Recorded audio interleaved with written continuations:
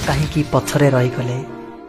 संतानटीर बोझकू माँ 9 मास निज गर्भरे बहिला बेले बापा किंतु संतानटीर बोझकू निज बाहुरे बल थिबा पर्यंत बहिथांती। एठी दुई जण समान भार बहुथुबा बेले माँ तुलना रे बापा कहीं पछरे रहीगले। घरर सबुतक काम करी केबे भी दरमा नेउ न थाए माँ, आउ दरमा पाउथुबा सबुतक टंका को घरे ही खर्च करि दउथांती बापा। एठी दुई जनक परिश्रम समान होइतिले मध्य माँ तुलना रे बापा कहीं पछरे रहीगले। जहा दरकार ताहा रसई करि दउथाए माँ, जहा दरकार ताहा किणी आनी दउथांती बापा। एठी भी दुई जनक भल पाइबा समान होइतिले मध्य मार नाटी केवल सामना को आसीबा बेले बापा किंतु बहुत पछरे रहीगले। बाहरु बुली आसी घरे पाद दौ दौ माँ पाखरे किछि काम नथिले मध्य प्रथमे माँ को ही खोजा पड़े, किंतु बापा को सेतेबेले खोजा पड़े जेतेबेले आमर किछि आवश्यक थाए। माड़ बाजिगले मध्य हठात पाटिरु माँ बोली शब्दटीए ही बाहरे, किंतु बापा को आमे मने पकौनाहु बोली बापा कौन केबे मन दुख करती के जानी कहीं बापा को भल पाइबाटा बाहर को देखा जाएनी बोली पिलामानक आखिरे भी बापा बहुत पछरे रहीगले। आलमारी सारा भर्ती होताए माँ पाई रंग बेरंगर शाढ़ी आउ आम भाई भौणी विभिन्न प्रकार पैंट सार्ट, हेले बापांकर पैंट सार्ट रे आलमारी गोटाए कण भी भरी हुएनी।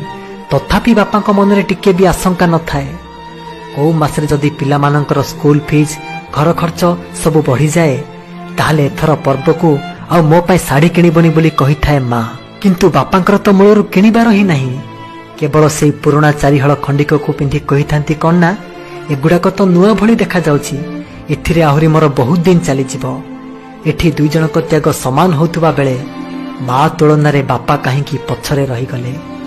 आमको बाइक चलेबाकू देई बापा आज भी साइकेल चलाउचंती, तथापि तांको मनरे तिळे हेले कष्ट नहीं। कहीं केवल आम मानक खुशी पाई आम मानक स्वप्न को पूरा करू करू बापा बहुत पछरे रहीगले। घरर सबु सदस्य खाई सारिबा परे बळका थिबा जिनिस को माँ खाउथाए।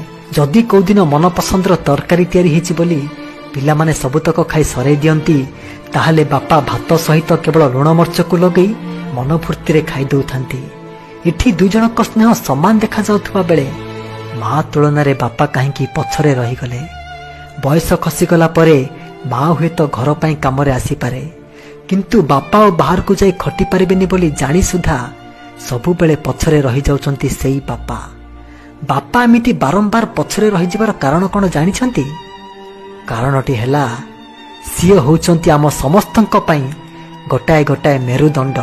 शरीर पछरे मेरुदंड अछि बोली तो आमे समस्ते दंभरे ठिया ही पारुचंती। एइटा ही होउची बापा पछरे रही जिबार कारण। बापा को केबे भी कष्ट देबेनी। बापा कष्ट पाइले भगवान दुख करती। भगवान को कृपा पाइबा को हेले प्रथमे बापा को पूजा करंतु।